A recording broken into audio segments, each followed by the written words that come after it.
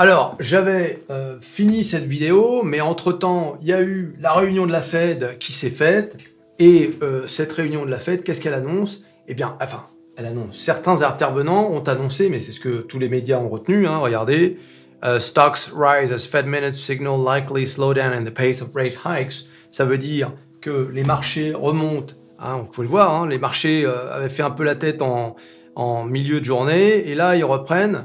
Pourquoi? Parce que il semblerait que la Fed ait décidé de ralentir la hausse des taux d'intérêt. Oh, et oui. Et oui, et qui dit le ralentissement des hausses des taux d'intérêt, il dit le marché qui remonte, et oui. Donc voilà. Donc j'avais fini la vidéo qui va suivre, du coup, hein, je vais pas la changer, mais je voulais commencer cette vidéo avec cette nouvelle, hein, vu que c'est la dernière en date, et que sur les marchés, vous savez, tout va très vite, d'un jour à l'autre, tout peut changer, monter, descendre. C'est comme ça, c'est pour ça qu'on aime la bourse, c'est parce que chaque jour est un autre jour, et voilà, donc tu sais maintenant, hein, qu'il y a une bonne petite nouvelle. Alors espérons que ce soit pas contredit demain, tu sais, c'est toujours un peu comme ça aussi, hein. Il y a toujours un gars qui dit non, c'est pas ce qu'on a dit, ah, mais bon, ouais, bon, bah, c'est Michel, c'est Jérôme. Jérôme? Ah, ok, toujours là. Le bout du chemin. No, pas maintenant. Bout du chemin. Voilà, donc, c'est une bonne nouvelle. Espérons-le, ce fameux grand rebond qu'on attend de novembre-décembre. Et oui, vous allez le voir dans la vidéo qui suit, je vous montre que on n'est pas loin. Le Dow Jones, il est pas loin du all-time high. Le CAC 40 non plus. On est à 8 ou 10%. On y est. Allez. On y est bientôt. Oh, c'est pas vrai, ça fait un an qu'on voit nos portefeuilles fondus, tu sais, c'est quoi, c'est la saison des fondus. Ah, dis donc. Oui, d'ailleurs, c'est la saison des fondus bientôt. Ah, voilà, donc on veut passer un bon Noël. C'est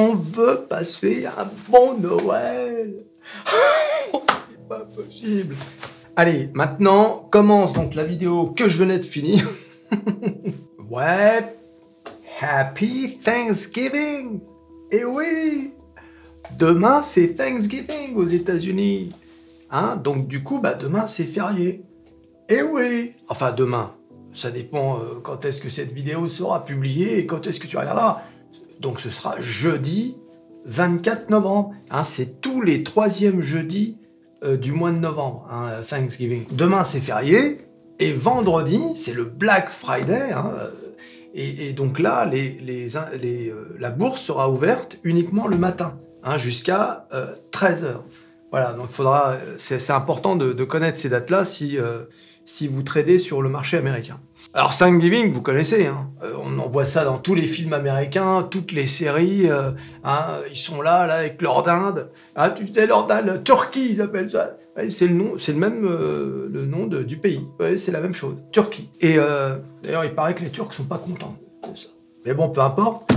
Et du coup, pourquoi elle raconte ça? Et donc, c'est une fête qui à la base était une fête religieuse. D'ailleurs, c'est un peu comme Noël, Thanksgiving. À la base, c'était une fête. Qu'est-ce que c'était à la base?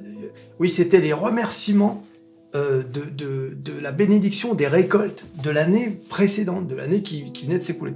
Donc, c'était pour dire merci, hein, parce que bon, voilà, à l'époque, s'il n'y avait pas de récolte, t'avais rien dans l'assiette. Ah ouais, bah, il fallait remercier pour les bonnes récoltes. Et depuis, c'est devenu bien évidemment une fête païenne, un peu comme Noël, c'est-à-dire que Noël à la base c'est une fête religieuse. Aujourd'hui, tout le monde fête Noël, personne pense à la naissance de Jésus-Christ. Hein, tout le monde fête ça, par ceux qui sont dans la religion bien sûr, mais la plupart des gens, ils fêtent ça comme la fête des enfants, la fête des cadeaux, une fête familiale où tout le monde se réunit. Hein, voilà, c'est beau, hein, c'est beau. Bon, c'était mieux quand il y avait de la neige, tu sais. Tu te souviens de cette époque, pour ceux qui ont mon âge à peu près? Il y avait de la neige, hein. C'était beau, hein, c'est neigé. Alors aujourd'hui, tu pourrais presque faire Noël en maillot de bain, tu sais, dans la piscine. Ah, et que... tu pourrais. Voilà, donc maintenant qu'on a bien rigolé, il faut passer aux choses sérieuses, hein. le FMI, avertit la France. Hein. Incroyable cet article que j'ai lu. Le FMI invite la France à resserrer sa politique budgétaire dès l'an prochain. Voilà, ça y est, le FMI s'en mêle. Alors déjà, il y avait le quoi qu'il en coûte du Covid, hein, qui a coûté une fortune. Et maintenant, il y a le bouclier tarifaire, qui là aussi pèse sur les comptes de l'État. Et le FMI, ils ont dit maintenant, va peut-être falloir en 2023 redresser un peu tout ça. Bien évidemment, ça n'arrivera pas.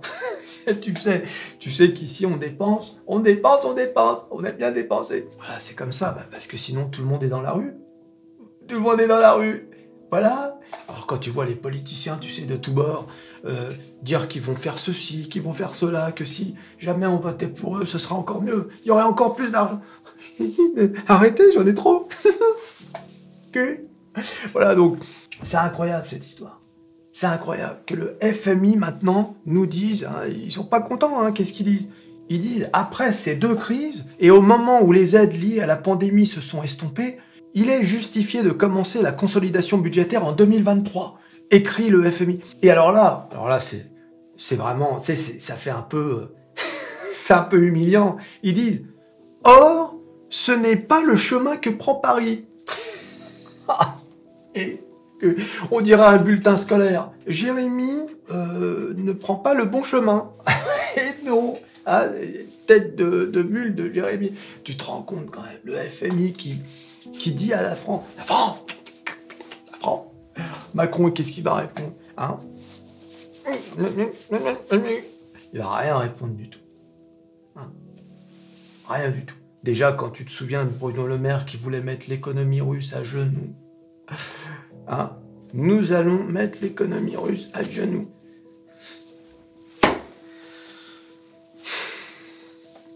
Bon, enfin, de toute façon, nous, on sait très bien ce qui se passe en France, on sait que c'est comme ça. Voilà, c'est pas la peine de discuter 107 ans. Qu'est-ce que tu veux faire? Qu'est-ce que tu veux faire? C'est comme ça, je veux dire, bon, ça fait toujours un peu bizarre de se faire rappeler comme ça à l'ordre par le FMI. C'est quand même fou, quand même. Hein, ça veut dire, en gros, hein, ils nous disent, on gère pas bien. On gère pas bien l'économie du pays. Mais encore une fois, il faut être honnête. Enfin, moi, j'aimerais pas être un politicien. Au pouvoir, en tout cas. Comment tu veux faire? D'un côté, t'as les Français les Français, tu poses la question aux Français, ils vont te dire, il n'y a pas assez de ceci, il n'y a pas assez de cela, il n'y a pas de moyens ici, il n'y a pas de moyens. Tu demandes aux Français, est-ce que vous pensez que l'État fait assez pour les Français? Ah oui, bien sûr que non. C'est une blague, cette question. Mais je t'assure. Et d'un autre côté, on est le pays qui dépense le plus pour justement la collectivité. C'est ça, il y a quelque chose qui tourne pas rond. Il y a quelque chose qui ne va pas dans ce pays. Il y a quelque chose qui ne va pas. On a l'impression que c'est un truc qui ne se résoudra jamais. Tu sais, jamais. On n'y arrivera jamais. C'est beau ce que je viens de dire. Alors on va passer aux indices américains, et on va commencer par mon préféré, celui qui s'en est bien pris plein la tronche cette année, c'est-à-dire le Nasdaq, hein, moins 30% le Nasdaq. Et oui, le Nasdaq, on l'aime le Nasdaq. Au moment où je vous parle, le Nasdaq, au moment où je vous parle, c'est marrant parce que la journée aux États-Unis avait commencé dans le vert, hein, regardez, hein, on était dans le vert, les 3 indices, hein, et là, ça y est, hein, tout s'écroule. Eh oui, hein. D'ailleurs, le pétrole, c'est inversement. Hein. Regardez le pétrole qui s'était bien écroulé aujourd'hui avec un moins 34%, et qui commence à restagner. Mais vous voyez, voilà, ça y est, allez, on repasse dans le...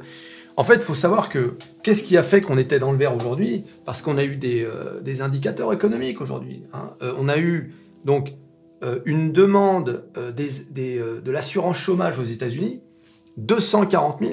Et oui, ça veut dire des gens qui sont au chômage et qui demandent, comme en France, comment ça s'appelle, là, l'assurance chômage, quoi, pour toucher le chômage quand tu perds ton emploi. Bah, faut dire, avec tous les licenciements qu'il y a eu avec Meta, Twitter, etc., il y a eu un sacré paquet de licenciements aux États-Unis.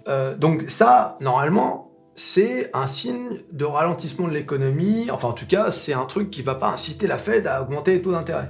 Et puis le deuxième truc qui était favorable au marché, c'est que l'activité des entreprises en novembre a montré un ralentissement continu de la production. Et alors que l'activité du secteur des services a atteint un plus bas en 3 mois. D'accord? Donc ça, c'était les indicateurs d'aujourd'hui. Vous savez qu'il y a chaque fois les indicateurs macroéconomiques qui influent sur le marché, et aujourd'hui, c'était ça. Et on attend à 20h le discours du FOMC avec Jérôme. Jérôme! Il est où, Jérôme? Il a quitté la route? Il a quitté la route! Jérôme! Oh non, il est là-bas. Depuis fin septembre et son plus bas de l'année, le CAC 40 a repris 18,23%. Vous la voyez, cette longue ligne toute verte et tout vert. Et que depuis le début de l'année, c'est la plus longue remontée. On a eu 2 grandes remontées, celle-ci et celle-ci. Enfin, la plus longue dans le temps, mais en pourcentage, on a eu quand même... Ah si, bah c'est équivalent, 18%. Bah oui. Bon, quelque part. Voilà, mais tu as vu, on a eu 18%, c'est remonté, c'est redescendu direct. Mais la guerre venait à peine de commencer. Et oui, on ne savait pas trop. Ça fait comme le Covid. Le Covid, il y a une petite remontée, et puis en juin, bing, redescente, parce qu'on s'est rendu compte que finalement, ça allait durer plus longtemps que prévu. Voilà. Et oui, on se rend compte. Sauf que là, on a quand même bien accusé le coup. Ça fait 1 an presque. Et la guerre en Ukraine, mais même l'inflation, on la sentait déjà en décembre 2021. Donc, ça fait quand même bientôt 1 an tu sais qu'on a toutes les infos maintenant. Bon, il y a des mauvaises nouvelles, comme par exemple la Chine, avec le retour du Covid. Alors qu'on avait l'espoir de la fin du zéro Covid, de leur politique du zéro Covid, vous savez. La Chine qui a à nouveau des cas de Covid, il y a eu 2 morts, là. Et vous savez comment ça se passe là-bas. Cette politique zéro. Ici, t'as vu, il n'y a plus de masques dans les transports. Tiens, aujourd'hui, j'ai fait quelques courses, il y a un mec qui a mis un masque, tout le monde le regardait. Le pauvre! Il était là, tu sais, à accrocher tes trucs. Tout le monde était là. Tu sais, il y a même une bonne femme qui m'a fait... T'es voulant dire, regarde moi, ce tocard. Et les pauvres, c'est vrai. Aïe. Tu me diras, je l'ai attrapé en septembre. Donc moi, je fais pas le malin. J'étais cloué au lit pendant 10 jours, alors que j'étais à l'étranger. Tu penses, parle des vacances. Donc, regarde-moi ce CAC 40. Et alors, vous allez voir que le CAC 40, depuis combien de temps? On va faire un zoom, là. Parce que bon, qu'est-ce que tu crois? Que je me souviens de tout en permanence? Pas bientôt. Il croit qu'il y a tout en permanence. Il est... Aïe. Regarde, ça fait à peu près, t'as vu? Ça fait 1 semaine, 6 jours que le CAC 40, il est là, t'as vu? Il sait plus quoi faire. Alors qu'avant, t'as vu? Il valsait, il dansait, le CAC 40. Tu vois.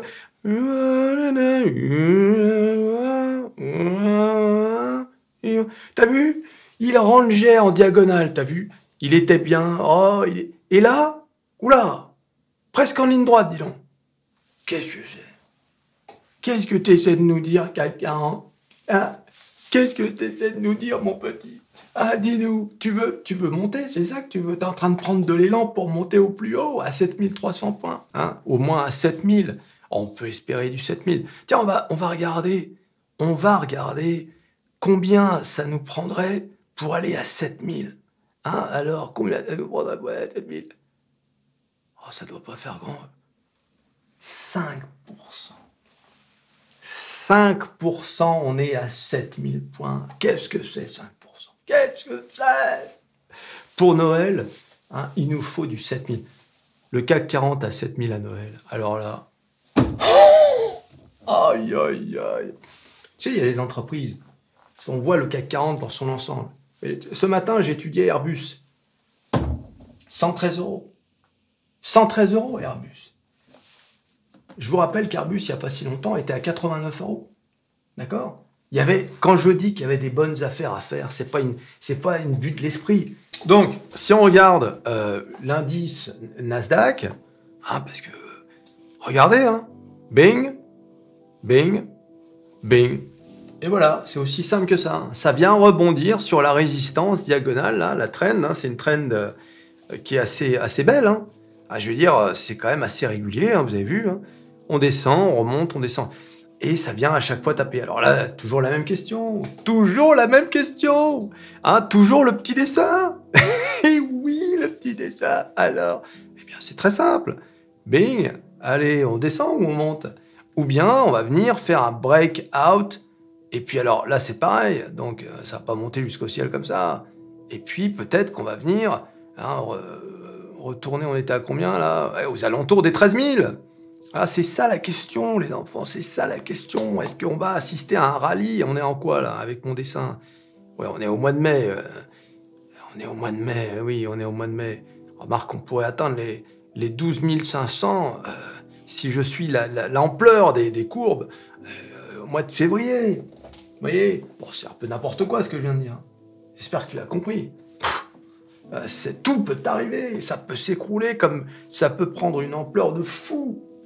Il suffit d'une série de bonnes nouvelles pour que tout à coup ça s'envole. Bon, ça je peux pas le dire, je peux pas prévoir, personne ne sait, et quiconque prétend savoir ne sait pas, puisque personne ne sait. Sinon on serait tous milliardaires. On ne peut pas prévoir ce qui se passe. Tiens, regarde, par exemple, là j'ai mis un billet sur l'équipe de France, d'accord ? J'avais déjà fait ça il y a 4 ans pour la Coupe du Monde 2018. J'avais parié sur la victoire finale de l'équipe de France. D'accord? À 5 contre 1. Bon, j'ai gagné. Et donc, du coup, ma mise a été multipliée par 5. Là, j'ai été un petit peu plus malin. Bon, c'est parce que j'ai pas pu prévoir. La blessure de Benzema a fait que la cote est passée, on est passé de 6,5, je crois, à 9. Et oui, parce que forcément, quand t'as l'un des meilleurs joueurs du monde, le ballon d'or qui est baissé, forcément, les gens sont inquiets. Sauf que, donc, j'ai mis un billet à 9, la cote à 9, d'accord? Donc ça veut dire que si la France gagne la Coupe du Monde, eh bien ma mise de départ sera multipliée par 9. Sauf que hier, ils ont fait un match où ils ont largement dominé, une équipe de nullards. Alors je te le dis, l'Australie, je sais pas si vous vous intéressez un peu au foot, mais alors, ils étaient d'une nullité sans nom. Mais bon, ça a marqué les esprits. Qu'est-ce qui s'est passé? La cote de la France est tombée à 7,5. D'accord? Donc, si j'avais attendu le match contre l'Australie, l'issue du match, eh bien, en cas de victoire finale de la France, j'aurais fait moins de gains. Bon, alors, bien évidemment, s'ils perdent, même ne serait-ce qu'en finale, j'ai tout perdu. Mais j'aime bien faire des paris, j'aime bien prendre quelques risques. Voilà. Je sais pas pourquoi, je pense qu'ils vont gagner à nouveau. L'Argentine a perdu contre l'Arabie Saoudite. Il se passe des choses bizarres dans cette Coupe du Monde. Des grosses équipes qui s'écroulent. La France peut gagner. La France peut gagner. Le seul truc qui me crève le cœur, c'est le forfait de Benzema. Là, j'avoue, Mais bon, si ça peut me rapporter un peu d'oseille, on va pas cracher dessus. Parce qu'ici, on est là pour rigoler et se faire un peu d'oseille. Voilà, le reste, on n'en a rien à faire. La politique, tu m'aurais dit, c'est le Brésil les meilleurs, j'aurais mis un billet sur le Brésil. Voilà. Mais bon, je sens que la France va gagner la Coupe du Monde. Je sais pas pourquoi, c'est comme ça. J'avais déjà raison il y a 4 ans, alors que personne ne pariait un copec sur eux. Ouais. Voilà, bon, on a fait une grande parenthèse. On va voir un peu ce qui se passe sur le Dow Jones. Le Dow Jones. Dow Jones. Alors le Dow Jones, c'est celui qui est le plus similaire au CAC 40. Regardez. Le CAC 40, on va se mettre en jour. Le CAC 40, comme vous pouvez le voir. Non, vous pouvez pas le voir. Regardez. Ça, c'est le CAC 40. C'est-à-dire, il a fait un breakout par rapport à la ligne de trend, vous voyez? Eh bien, le Dow Jones, c'est pareil. Regardez. Voilà. Et bing, il a fait un breakout. Le CAC 40, le Dow Jones, pour vous donner une idée,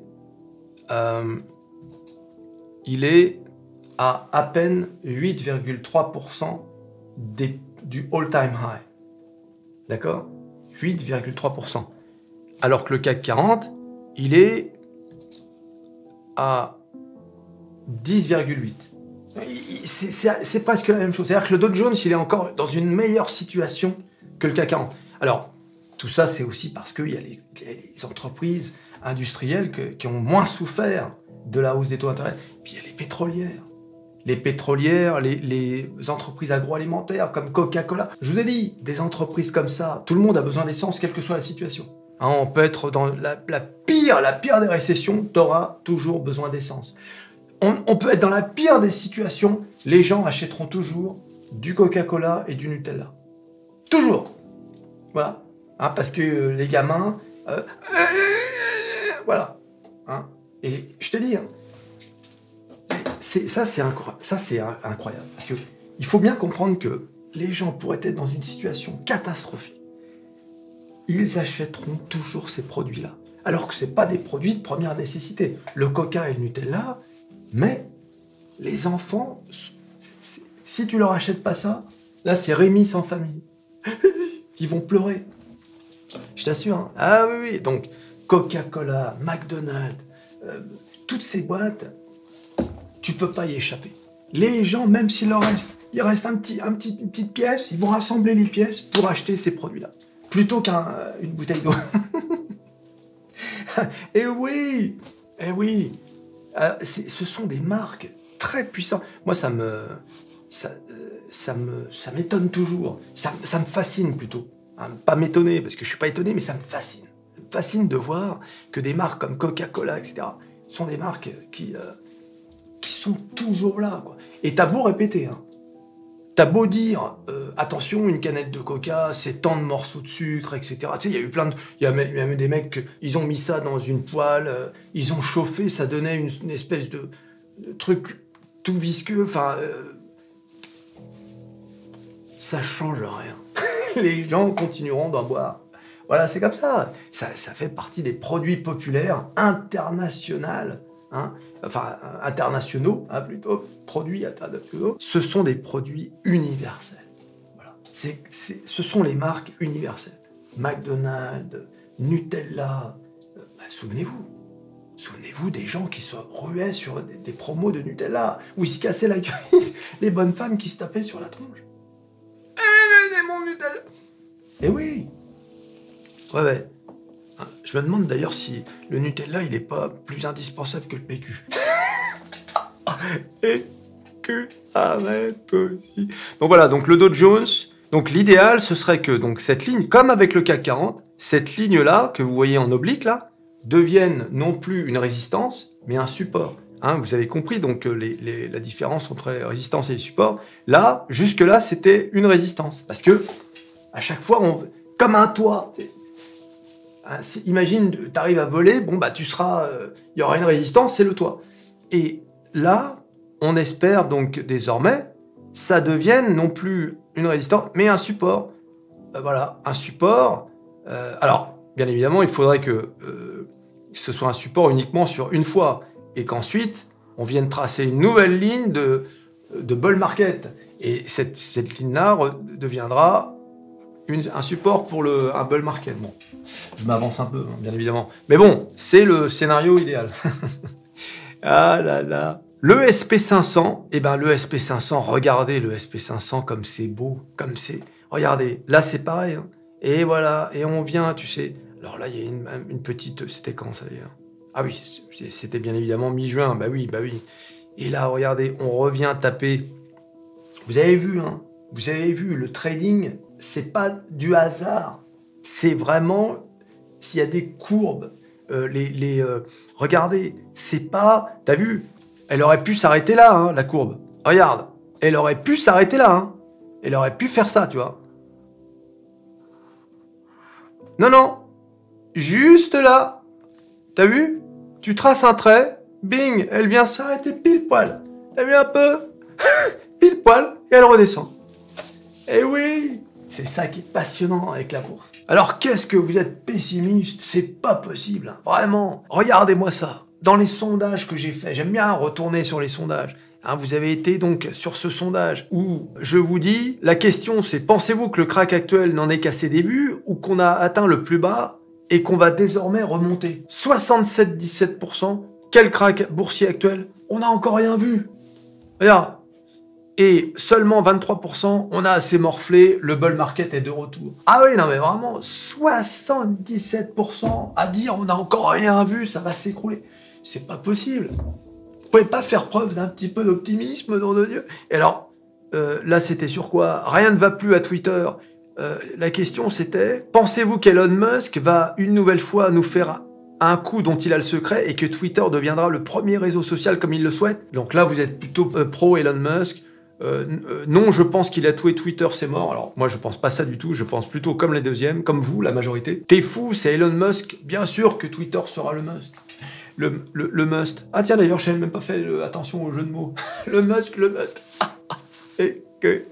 Voilà, donc là, 77%. Ah, Air France. Air France, on n'en a pas parlé. Si, enfin, on a du sondage, je veux dire. Air France, pensez-vous qu'Air France finira par s'en sortir et verra son action remonter? Oui, je crois en Air France, 23%. D'ailleurs, c'est toujours 23%, 77%. C'est bizarre, ça? Mais oui, attends, c'est quoi ce délire? Attends, regarde! Premier sondage, 158 votes, 77-23. Deuxième sondage, 193 votes, 23-77. Troisième sondage sur Air France. Oui, je crois en Air France, ça va remonter jusqu'au ciel, 23%. Non, c'est fini, je n'investirai plus jamais dans Air France, 77%.